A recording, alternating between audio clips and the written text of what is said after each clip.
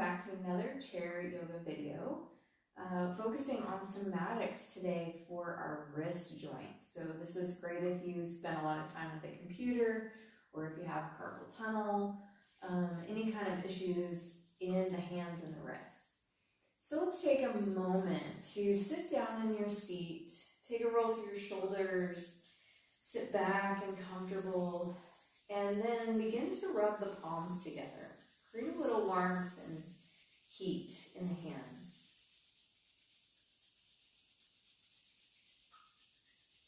And then place the hands together at your heart, letting the thumbs rest against your chest.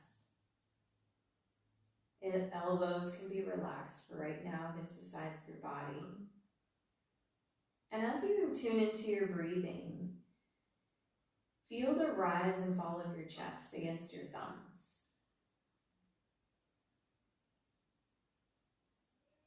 Breathe in and out through your nose.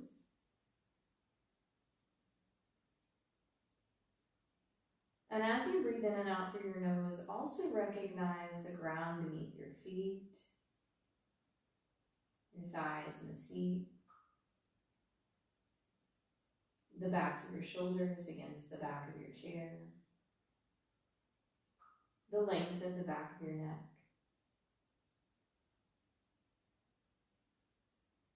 Notice any sensation that you feel in your hands, your wrists, your forearms and elbows. And if there is pain or discomfort present, just notice, maybe on a scale of 1 to 5, 5 being the worst amount of pain. Make a mental note of that number now.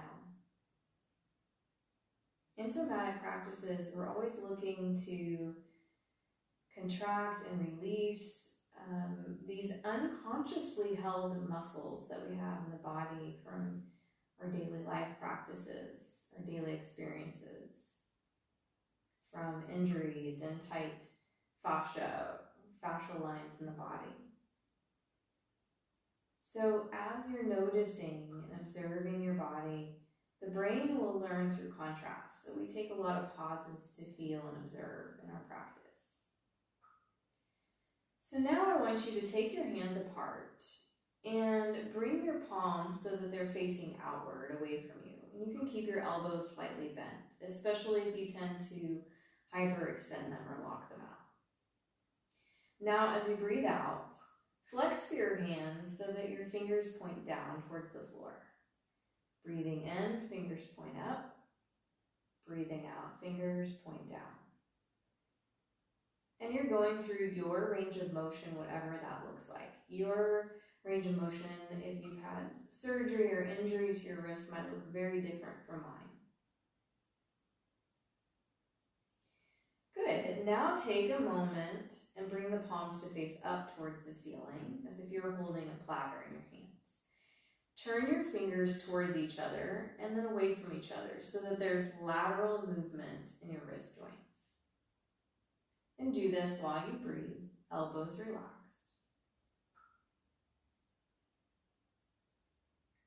Now bring your hands into a soft fist and roll circles with just your wrist joints. So a lot of times I'll see people moving their shoulders and their elbows. We're going to get to that. Right now, just focus on your wrist joints.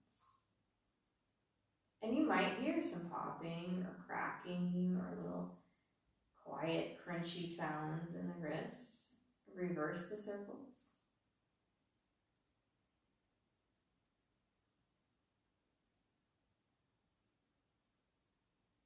And then bring your wrist back together, your palms together. And this time, we're going to let the elbows point out to the sides of the room as we press the palms together. So you're creating a little bit of resistance and pushing into the midline of the body. Then we're going to turn the fingers forward and downward. So you may have more or less range of motion than me. You're going to do that a few times. In towards your heart, keeping the wrist together and the lower palms together, the heels of your hands together.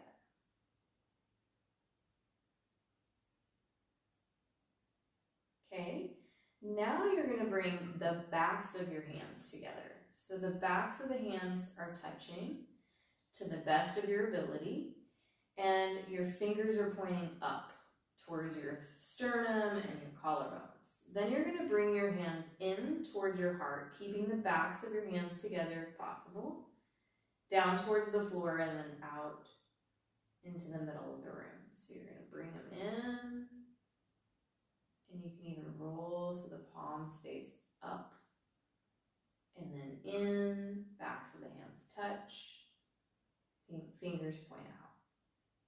It's kind of a rolling motion.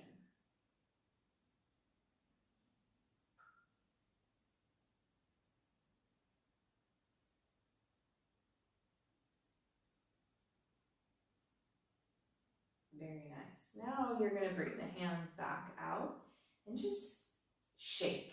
Shaking is a great way to release tension. Let go of your finger joints, your wrist joints.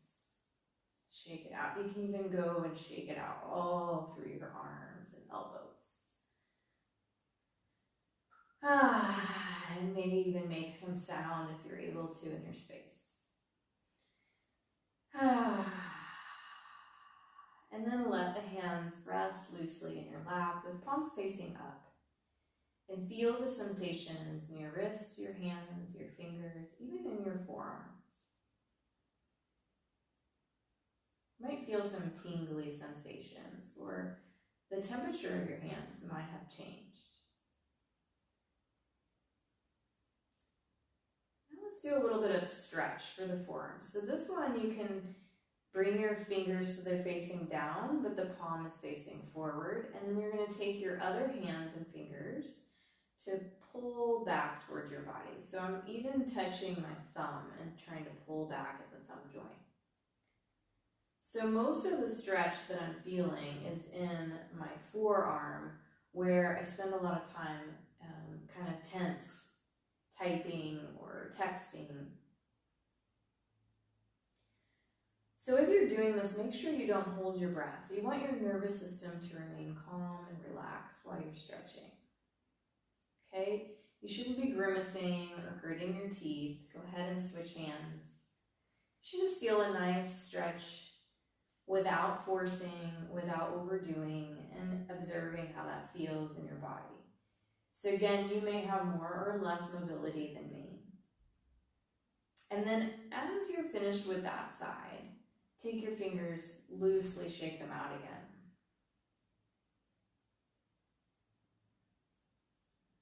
All right, this last one that we're going to do is a little bit of a brain teaser. So first we're going to bring the hands together, interlace the fingers, and we're going to start to draw some figure eights. So you can slow your figure eights down like you're moving through molasses or sticky honey. And then reverse and try to go the other direction. So one way maybe feel more natural than the other way. And we also have a tendency to always interlace our fingers the same way. So a certain pinky finger is on the outside. Pause and try to change that up. Switch it so the opposite pinky finger is out. It's going to feel awkward.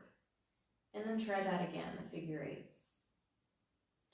We're always wanting to change up our brains, create new neural pathways, or this idea of neuroplasticity by changing the way that we do things. So that's why somatics is so effective, because we are always trying to create new patterns for the brain to learn something new.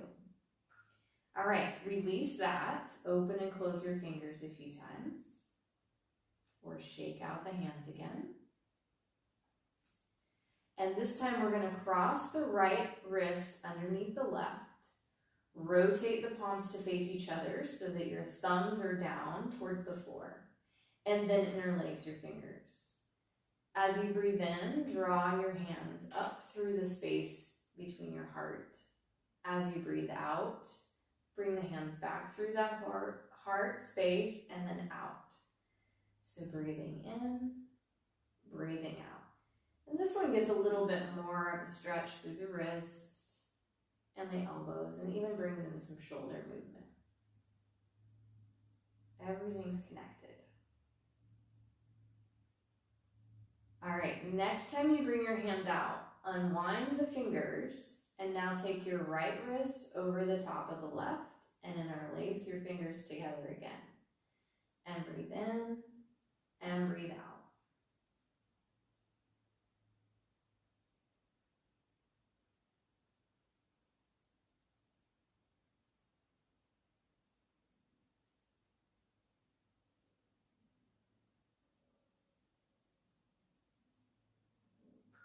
Very nice. Now bring the hands back together, unwind the fingers, shake it out. I want you to clench your hands into fists, tight, tight, tight. And then slowly release your hands back to your lap. Let the fingers naturally uncurl with the palms facing up. Relax your shoulders, adjust your posture so that you're sitting up tall, and feel your hands, your fingers, and your wrists. Notice the sensations. You can close your eyes if you'd like to tune out the distractions around you again. Notice your breathing, and then observe what's changed. Is there a more pleasant sensation in your hands, your wrists, and your fingers? Is there less pain or discomfort?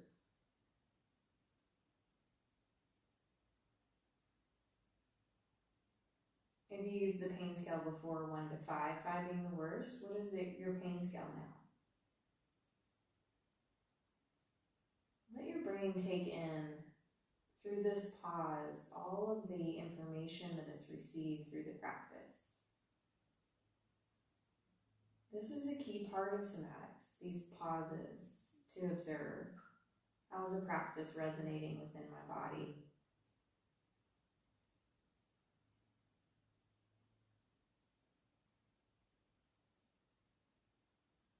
So thank you for practicing with me today. Make sure you hit subscribe and check out our videos that come out every week.